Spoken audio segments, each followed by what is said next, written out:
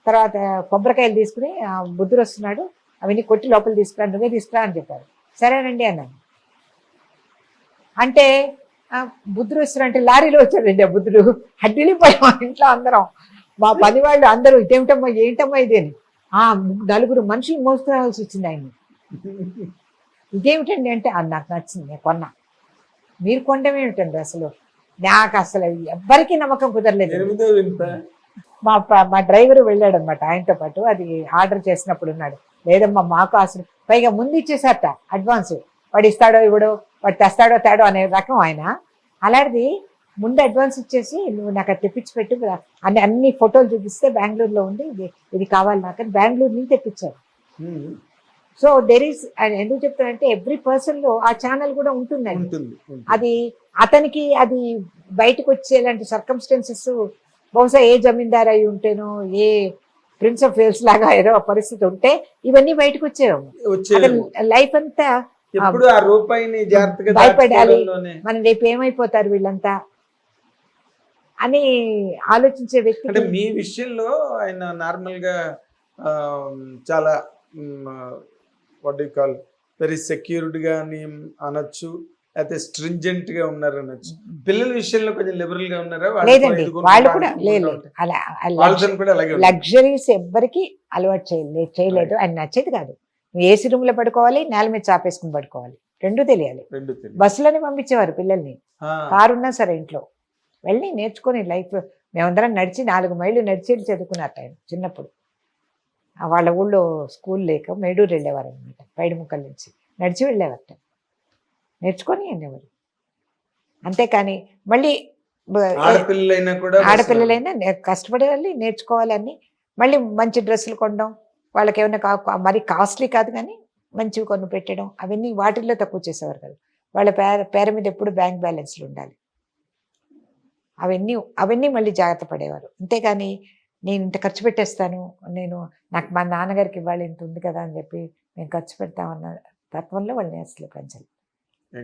చాలా గొప్ప ఫిలాసఫీ, అంటే మీదో రకమైన ఫిలాసఫీ అండి. And financial philosophy. That's what I'm saying. ఇప్పుడు అది చూసి నాకు ఒళ్ళు మండొచ్చు, యాజ్ ఏ వైఫ్ కొంచెం కోపం రావచ్చు, కానీ ఒక వ్యక్తిగా అది అడ్మైర్ చేయవలసిన క్యారెక్టర్. Absolutely, absolutely. అతను అలా ఆలోచించబట్టే ఇవాళ మేము సెక్యూర్డ్గా ఉన్నాం. ఆయన ఎన్నాళ్ళ తాలూకా దాన్ని ఏమంటారు, dedication to that financial security. That way I admire him. ఎందుకంటే అలా ఆలోచించడం కూడా కష్టం, కానీ అది చెప్తున్నప్పుడు క్రూడ్ గా ఉంటుందండి, చాలా క్రూడ్ గా ఉంటుంది. But it's a real great tribute to a husband by a wife అండి. After the exit of the husband from this planet, ఒకసారి వెనక్కి తిరిగి చూసుకుంటే, when you are able to admire him in absentia, something so great really. ఎక్కడ ఉన్నారు అంటే చూడండి ఎంత బాగా చెప్తున్నారు జలంధర్ గారు మీ గురించి. అలా కాదండి, నాగేంద్ర కుమార్ ఇక్కడ కూర్చొని ఇవన్నీ లాగుతున్నాడు అనుకుంటుంటారండి మీద. లేదు పాప సంతోషిస్తారు. He was a man of simple pleasures. Very simple pleasures. I know. ఆయన షూటింగ్ దగ్గర he was fond of food, అన్ని రకాల ఐటమ్స్ తినేవారు, ఎవరు తెచ్చినవి తినేవారు, అండ్ సరదాగా కూర్చుని కబుర్లు ఆడేవారు. ఎప్పుడు కూడా ఈ సినిమా ఆఫీస్కి వెళ్ళి వేషం అడుగుదామా అసలు లేదండి. ఆయన అడగ ఏనాడు ఎక్కడ ఆఫీస్ ఆయన చెప్పేవారు, నా యొక్క జీవితంలో నా గర్వం ఏమంటే అదే, నేను ఎవరిని వెళ్ళి నాకు వేషం అడగలేదు ఎప్పుడు. నా టాలెంట్ చూసే వచ్చాయి ఆయన దగ్గరికి. ఒక సంవత్సరంలో 20 సినిమాలు ఆయనవే ఉండేవండి ఒక్కొక్కసారి. So that was, he was a mixture of all that, రకరకాల క్యారెక్టర్లు, రకరకాలవన్నీ. ఒక ఎన్ని క్యారెక్టర్లు బయట ఎన్ని చేసినా ఇంటికి వచ్చేసరికి మాత్రం ఒకటే క్యారెక్టర్, అది మెయింటైన్ చేయడం కూడా కష్టం. చాలా సింపుల్ పర్సన్ అండి. మీరు చెప్పినట్టుగా నార్మల్ గా ఇన్ఫ్లుయెన్స్ అవుతారండి పక్కన ఉన్న వాళ్ళకని, but he was never influence by anybody. ఆయన ఎప్పుడు హాయిగా లుంగి కట్టేసుకుని వెళ్ళిపోయి అరటిపళ్ళు తెచ్చేసుకుని, సరుకులు తీసుకొచ్చేసుకుని, అలాంటి లైఫ్ ఆయన రిమెంబర్ లుంగి కట్టుకుని బనీన్ వెళ్ళిపోతారు. ఆయనకి అసలు ఇక్కడే తిట్టేవారు అనమాట. ఇక్కడికి వస్తే ఈ బస్సులో జనం అంతా చూడడానికి వస్తారు, మనం ఎప్పుడు అలంకరించుకుని కూర్చోవాలి, ఏమిటిది నాకు అసలు నచ్చడం లేదని తిట్టేవారు అనమాట. హైదరాబాద్ లో అందుకే ఎక్కువ ఉండేవారు కాదు, మెడ్రాస్ అంటే ఇష్టం. నేను ఒకసారి కోడంపాక ఉంది ఇల్లు నుంచి వెళ్తుంటే ఆయన, I still remember, wheat colour banian and blue lungi కట్టుకుని ఇలా మీద పట్టుకుని అరటిపల్లి పట్టుకెళ్తున్నారు అనమాట. నేను లోన మీద వెళ్తూ కట్టే ఏంటి చంద్రమోహన్ గారు ఇది అన్నాను. అరటిపల్లియా అన్నారు. అరటిపల్లి నాకు తెలుసండి, మీరు ఎందుకు వచ్చారు ఇక్కడికంటే, ఏం నడవకూడదు ఈ మాత్రం మన నడక నడిస్తే మన ఆరోగ్యం ఎలా కానివారు. హిట్ టీవీ యాప్, ఇందులో short news, live news, entertainment shows, movies, digital magazines తో పాటు మీ జిల్లా వార్తలను కూడా ఫ్రీగా చూడొచ్చు. ఇంకెందుకు ఆలస్యం, వెంటనే హిట్ టీవీ యాప్ ని డౌన్లోడ్ చేసుకుని ఫ్రీగా ఎంటర్టైన్మెంట్ పొందండి. Hit TV app. Hit TV app. Please download Hit TV app. Hit TV యాప్ని ఫ్రీగా డౌన్లోడ్ చేసుకొని ఎంజాయ్ చేయండి. మీకు నచ్చిన ఎంటర్టైన్మెంట్ కోసం హిట్ టీవీ యాప్ ని ఫ్రీగా డౌన్లోడ్ చేసుకుని ఎంజాయ్ చేయండి. హిట్ టీవీ యాప్ని డౌన్లోడ్ చేసుకుని ఆస్వాదించండి, ఆశీర్వదించండి. ఇంతమంది సెలబ్రిటీలు హిట్ టీవీ యాప్ ని డౌన్లోడ్ చేసుకోండి అని చెప్తున్నారంటే ఎంత మంచి యాప్ ఆలోచించండి. అమెరికా అమెరికాలో చదవాలనుకునే వాళ్ళకి విశ్వసనీయమైన పేరు మన శౌర్య consultancy. UK Law 1 Year Masters. UK Law 1 Year Masters. 2 years work permit up to 5 years visa. Contact Saurya Consultancy. Contact 89851 89851.